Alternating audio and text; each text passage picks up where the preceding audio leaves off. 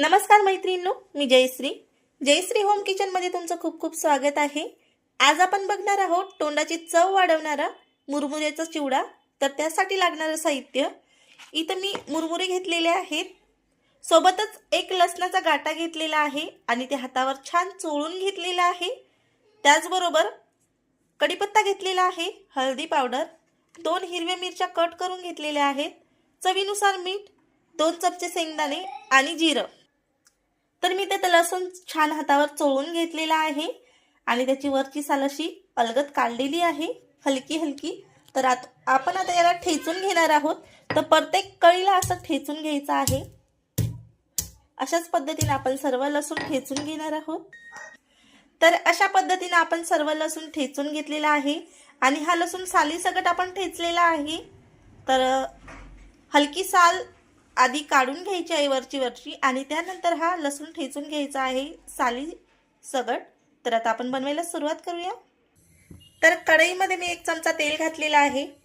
त्यानंतर आपल्याला हळदी पावडर घालायची आहे, त्याचबरोबर आपल्याला चवीनुसार अर्धा चमच मीठ घालायचं आहे आणि मंद गॅसवर हे मुरमुरे आपल्याला फ्राय करून घ्यायचे आहेत। काही सेकंदासाठी हे मुरमुरे आपल्याला फ्राय करून घ्यायचे आहेत। नंतर एका प्लेटीमध्ये हे ट्रान्सफर करून घ्यायचे आहेत। तर आपले मुरमुरे छान असे फ्राय झालेले आहेत। तर आपल्याला हे मंद गॅसवर 10 ते 15 सेकंद आपल्याला फक्त फ्राय करायचे आहेत। तर इथे बघू शकता झालेले आहेत आपले फ्राय। तर एका बाउलमध्ये आपण हे परत काढून घेऊया।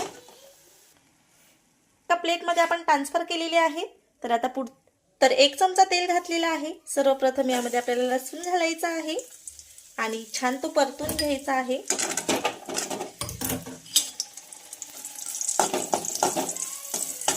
लसूण छान परतल्यानंतर आपल्याला यावर शेंगदाणे आणि जिरं सुद्धा घालायचं आहे आणि जिरं घालून घेऊया।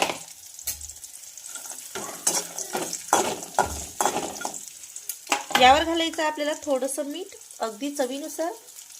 तर मी इथं 2 चिमूट मीठ घालत आहे। छान हलके फ्राय झाल्यानंतर यामध्ये आपल्याला कट केलेली मिरची आणि कढीपत्ता सुद्धा घालायचा आहे। तर 1 ते 1.5 मिनिटांमध्ये लसूण आणि शेंगदाणे आपले छान फ्राय झालेले आहेत। तर या स्टेजवर आपल्याला हिरवी मिरची घालायची आहे, त्याचबरोबर घालायचा आहे कढीपत्ता आणि छान याला सुद्धा फ्राय करून घ्यायचं आहे।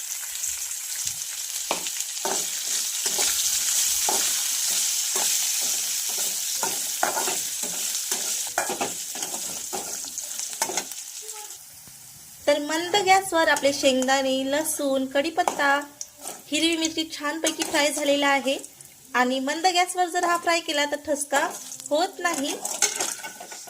तर छान असं फ्राय झालेला आहे। तर आता हे सर्व आपण मुरमुऱ्यावर टाकून घेऊया।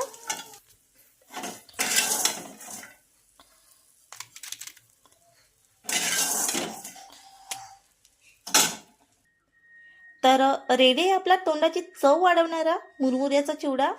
तर जर आपण आजारातून नेमकंच उठलेलो असलो किंवा तोंडाची चव गेलेली असली, एखाद्या आजार टेस्ट येते जिभेला, तर तुम्ही एक वेळेस नक्की ट्राय करा आणि कशी वाटली मग तुम्हाला रेसिपी नक्की कमेंट करून सांगा।